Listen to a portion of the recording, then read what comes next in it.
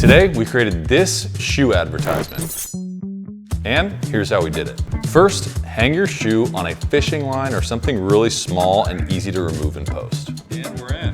Now we have to light our subject. Here we're using the Studio Panel lighting kit and a Tube Light Mini for a few different reasons. Number one, we're using the Studio Panel lighting kit because 2 lights come in the kit, and we wanted to have 2 side lights to give our subject nice shape and dimension. Number 2, on these lights we can customize the warmth and brightness, so we're using them at 100% brightness at daylight balance or 5600 Kelvin.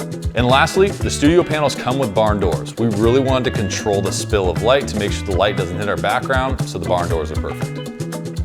Then we wanted to add a little color to the top of the shoe, so we put a Tube Light Mini overhead. This just adds a nice little touch of color to the heel of the shoe and helps separate it from the background. Next, we'll set up our camera. I want to be slightly below our subject to make it look a bit larger and important. Then all that's left to do is actually spin the shoe. This was way harder than I thought it was going to be. But what you want to do is spin the shoe one direction really hard. You want to wind up the fishing line, stop the shoe, balance the shoe, and then let it spin back in the other direction, and you'll eventually get your shot.